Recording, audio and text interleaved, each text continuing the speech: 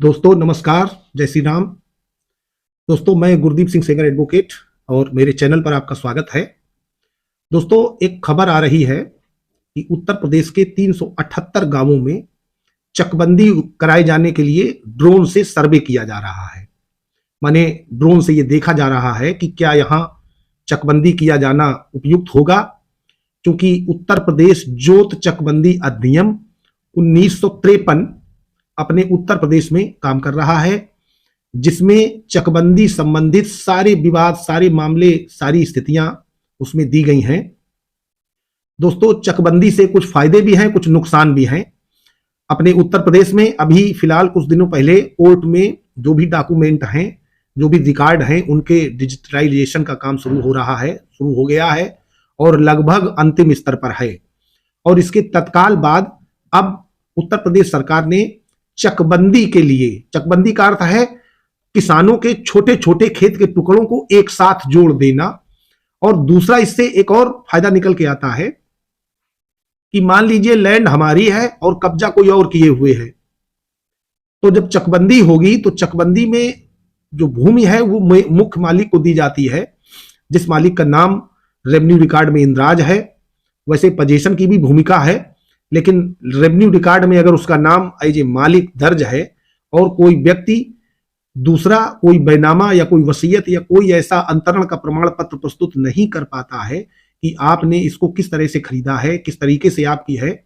तो वो उसी मुख्य मालिक के नाम रिकॉर्ड में रहती है। तो दोस्तों ड्रोन सर्वे किए जाने का प्रस्ताव ये कुछ गांवों के लिए ई चकबंदी की योजना के अंतर्गत किया गया था और इसमें एक 27/7/2023 को एक प्रस्ताव आमंत्रित किया गया और अभी हाल ही में 30/11/2023 को वो प्रस्ताव कंफर्म हो गया है। और इसमें जिन लोगों से निविदाएं मांगी गई थी कि जो लोग इसमें अपना देना चाहें कि वो सर्वे करके भारत सरकार, उत्तर प्रदेश सरकार को सूचित करेंगे, तो उनका टाइम पीरियड पूरा हो गया है। 30/11/2023 के बाद अब प्रक्रिया और आगे तेजी से बढ़ रही है। माने कुछ ही दिनों में अब ऐसे अवैध कब्जे, ऐसे लोग जो किसी सरकारी भूमि पर कब्जे में हैं, सरकारी भूमि को कब्जा किए हुए हैं, उनसे तो मुक्त होगी ही वो जमीनें। और कहीं ऐसे मामले भी हैं कि जमीन किसी और की है, कब्जा कोई और किए है, गुंडागर्दी के दम पे किए है या जबरन किए हुए है, तो ऐसे लोगों को भी उस भूमि से मुक्त होना पड़ेगा। क्योंकि चकबंदी सभी कृषि योग्य भूमि की होती है, केवल ऐसी भूमि की नहीं होती है जो तालाब है या जो ग्राम सभा की भूमि है या कोई बहुत ऊंचा पहाड़ जैसा है, टीला है, वो कुछ चीजें चकबंदी से निकाल दी जाती हैं। बाकी सभी नंबरान की चकबंदी होती है और चकबंदी होने के पहले उस गांव की समस्त भूमि की नाप की जाती है कि टोटल जमीन कितनी है, और उस जमीन की नाप करके उसके जो रेवेन्यू रिकॉर्ड है उससे टैली किया जाता है कि कितना दोनों में अंतर है। उस अंतर वाली लैंड को भी चकबंदी अधिकारी, क्योंकि उनको बंदोबस्त करने का पूरा अधिकार होता है, वो पार्टीशन कर सकते हैं, पार्टीशन करते हैं,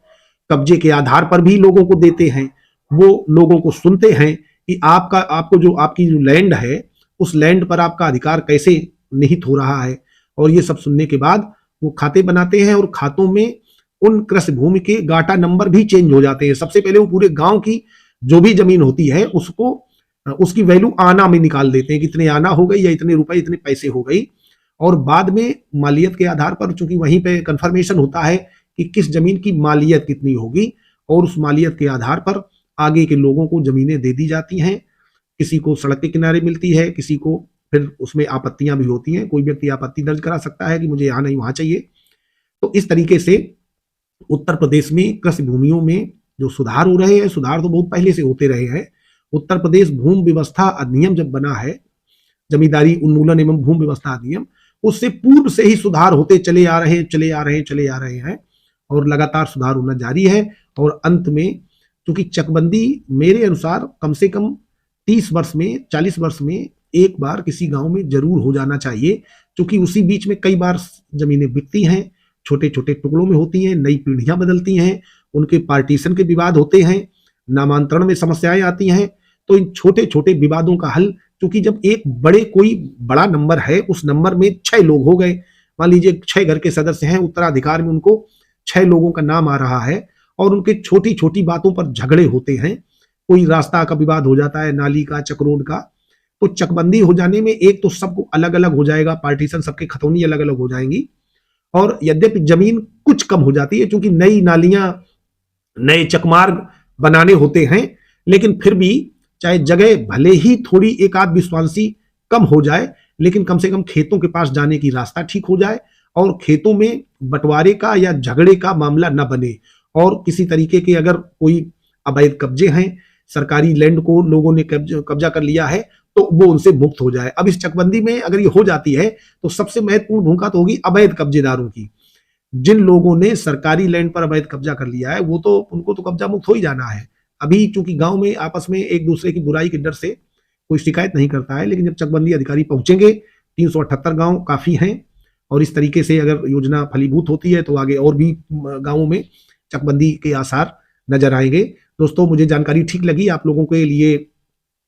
आगे भविष्य का संकेत है कि आपके यहाँ भी चकबंदी की योजना आ सकती है, तो सावधान रहें और अपना काम आगे बढ़ाएं। और आप हमारे वीडियो को अगर अच्छा लगता है तो लाइक कर सकते हैं, हमारे चैनल को सब्सक्राइब कर सकते हैं और अपने दोस्तों को शेयर कर सकते हैं। धन्यवाद।